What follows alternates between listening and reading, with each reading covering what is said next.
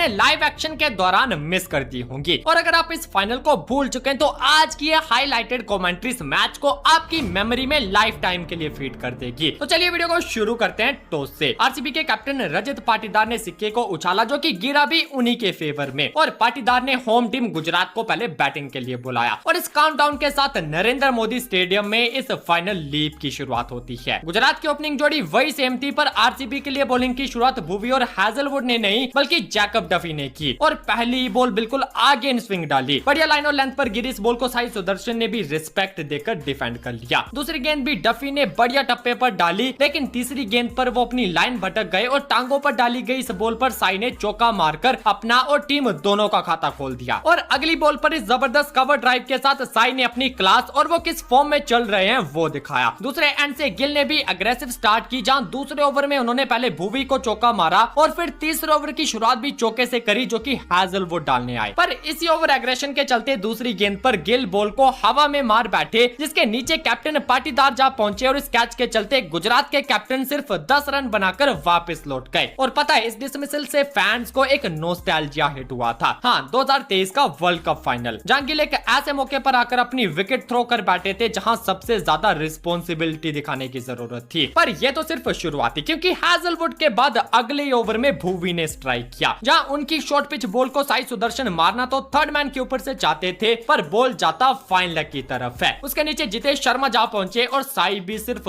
12 run बनाकर out हो गए, और सिर्फ 3 ओवर में ही गुजरात की 50% बैटिंग वापस लौट चुकी थी। आई नो विकेट 2 ही गिरे थे, पर यही दोनों इस टीम के बेस पिलर्स थे, जिन्होंने की पूरी टीम के ऑलमोस्ट 50% रन बनाए थे। लेकिन इस फाइनल लीप में ये दोनों ही सिर्फ 4 ओवर्स के अंदर लौट गए और अपने होम ग्राउंड में सारा प्रेशर गुजरात के ऊपर आ गया। इसके बाद बटलर और निशांत सिंधु ने कुछ खास इंटेंट नहीं दिखाया, और जीटी का पावर प्ले सिर्फ 45 रन पर ही खत्म हो गया। पावर प्ले के बाद भी दोनों बैटर्स रनर बॉल बैटिंग कर रहे थे, और इन्हीं बेड़ियों को तोड़ने के लिए सिंधु ने एक्सेलरेट करने की कोशिश तो की, लेकिन वो नाकाम रहे और रसिकदार की बॉल पर सीधा बाउंड्री लाइन पर कैच दे बैठे।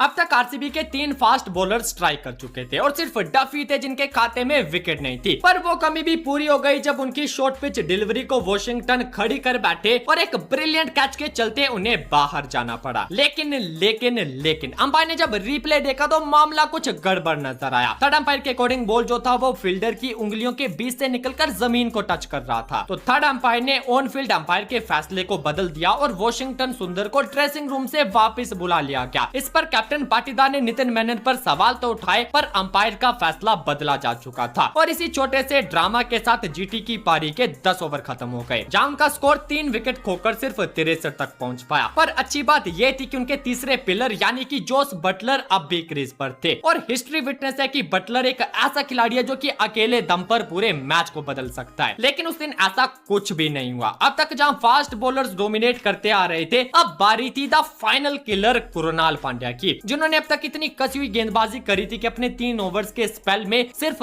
13 ही रन दिए थे। और जैसे ही वो चौथे ओवर के लिए आए तो पहली बॉल पर बटलर ने स्टेप आउट तो किया, लेकिन पांड्या की स्पीड के आगे वो चूक गए और इतना आगे निकल आए कि जितेश शर्मा ने बड़े आराम से उन्हें स्टंप आउट कर दिया। और इस विकेट ने पांड्या के एड्रेनलिन को इतना हाई कर दिया कि वो आंखों से ही सोचो, पूरे सीजन में अपनी कंसिस्टेंसी के लिए जानी जाने वाली गुजरात का पहला छक्का 13वें ओवर में आता है, और वो भी अरशद खान के बैट से। इसके अगले ओवर में अरशद और वॉशिंगटन ने जैकब डफी को अटैक किया और 16 रन जड़ दिए। पर अगले ओवर में हैजलवुड ने इस अटैक को फेल कर दिया, जहां उन्होंने एक बार फिर से स्ट्राइक किया एक शॉर्ट पिच डिलीवरी के साथ, और अरशद खान उनकी इस डिलीवरी का शिकार बन गए। इसके बाद राहुल तेवतिया द फिनिशर भी अपनी होप्स पर खरे नहीं उतर पाए, और रसिकदार की स्लो डिलीवरी को सीधा पाटीदार की झोली में मार बैठे। मैच एक लो स्कोर की तरफ बढ़ रहा था, पर दूसरे एंड पर खड़े रहकर अपनी टीम को कोलैप्स होता हुआ देखकर वॉशिंगटन सुंदर ने कुछ अटैकिंग शॉट खेले और स्कोर को तेजी से बढ़ाने की कोशिश की। होल्डर ने उनका साथ देना चाहा, पर भुवी की शॉर्ट पिच बॉल पर होल्डर भी होल्ड नहीं कर पाए और आउट होकर लौट गए। इसके बाद राशिद खान ने आते ही छक्के से शुरुआत करी, लेकिन रसिकदार ने दूसरी बॉल पर उनका भी शिकार कर लिया। यह पारी का लास्ट ओवर था जिसमें सुंदर ने अपनी 50 तो पूरी करी, पर रसिक ने कमाल की गेंदबाजी करके इस ओवर में सिर्फ 9 रन दिए, और गुजरात अपने होम ग्राउंड में 8 विकेट खोकर सिर्फ 155 रन ही बना पाई। अब मैं आपको आरसीबी की सक्सेस का सीक्रेट दिखाता हूं, जो कि और कुछ नहीं बल्कि ये बॉलिंग कार्ड है। अगर आप 2024 से पहले का हाल देखोगे तो आरसीबी की बॉलिंग डिजास्ट्रस होती थी, और जब भी आरसीबी हारती थी तो वजह उनकी बॉलिंग को माना जाता था। पर यह बॉलिंग इस बात का सबूत है कि अगर आरसीबी आज इतनी स्ट्रॉन्ग स्ट्रॉन्ग है तो सिर्फ अपनी बॉलिंग के दम पर। बॉलर्स ने एक बार फिर से अपना काम कर दिया था और अब बारी थी बैटर्स की। लेकिन अगर आप फाइनल में आरसीबी की हिस्ट्री देखोगे तो उनकी टीम रन चेज में हर बार कोलैप्स रही है, फिर चाहे वो 2009 का फाइनल हो, 2011 का या फिर 2016 का। और इसी पास्ट हिस्ट्री के साथ आरसीबी के ओपनर्स क्रीज पर आते हैं। जीटी के लिए पहला ओवर सिराज डालने वाले थे, जिन्होंने पूरे एग्रेशन के साथ शुरुआत करी, चाहे लाइन हो, लेंथ हो या फिर स्लेजिंग ही क्यों ना हो। सिराज ने आरसीबी बैटर्स को बैकफुट रखने के लिए पूरा दम लगा दिया। लेकिन वही दूसरे एंड से अय्यर और कोहली ने रबाडा को रडार पर लिया और जो प्रेशर सिराज ने बिल्ड किया था उसे धुआं कर दिया। भाई कोहली ने अपनी पहली गेंद से यह दिखा दिया था कि आज वो अपनी चेज मास्टर फॉर्म में है और आज उन्हें आउट करना तो भूल ही जाओ। कोहली ने शुरू से अटैक किया, जहां उन्होंने 2 चौके सिराज को मारे और फिर रबाडा की धज्जियां उड़ा दी, जिसमें ये नो लुक छक्का तो रबाडा को उनकी सारी जिंदगी याद रहेगा। सिराज स्टिल अपना 200% ट्राई कर रहे थे, वो अय्यर को पोक कर रहे थे और ऐसा करके उन्हें सक्सेस भी मिली जब अय्यर उन्हें अटैक करने गए और कैच देकर अपनी विकेट गंवा बैठे। पर तब तक 16 गेंदों में 32 रन बनाकर वो डैमेज कर चुके थे। लेकिन इस विकेट ने गुजरात का रास्ता खोल दिया, क्योंकि सिराज के बाद रबाडा ने भी स्ट्राइक किया और पडिक्कल को भी सस्ते में वापस भेज दिया। पर किंग कोहली ने अपना इंटेंट नहीं बदला और पावर प्ले को 70 रनों के साथ खत्म किया। उनके साथ पाटीदार ने भी कुछ एग्रेशन दिखाया, पर उसी एग्रेशन ने उन्हें राशिद खान का शिकार बना दिया और आरसीबी की पास्ट हिस्ट्री एक बार फिर से उनकी आंखों के सामने आ गई, जब उसी ओवर में राशिद ने कुरनाल पांड्या को भी चलता कर दिया। हालांकि कोहली अब भी वहीं थे, पर अब जो आने वाले खिलाड़ी थे वो सभी पावर हिटर्स थे और पारी टिकाने के मामले में किसी पर भी विश्वास नहीं किया जा सकता था। पर भाई टिम डेविड ने इस बात को गलत साबित कर दिया, क्योंकि उस दिन उन्होंने गजब का पेशेंस दिखाया और कोहली के साथ खड़े रहे। कोहली ने उसी अटैकिंग इंटेंट के साथ सिर्फ 25 गेंदों में अपनी 50 पूरी कर ली और विश्वास करना मुश्किल था, लेकिन 19 सालों में ये उनके आईपीएल करियर की फास्टेस्ट 50 थी। कोहली के साथ डेविड ने भी कुछ बड़े शॉट मारकर मोमेंटम को बढ़ाया और फिर वो आउट होकर चले गए। पर तब तक मैच आरसीबी के पलड़े में आ चुका था, जिसे हमारे द किंग कोहली ने चौके और फिर इस विनिंग छक्के के साथ खत्म कर दिया। और जो आरसीबी 17 सालों में एक ट्रॉफी के लिए तरस रही थी, लगातार दूसरे साल भी उन्होंने इस ट्रॉफी को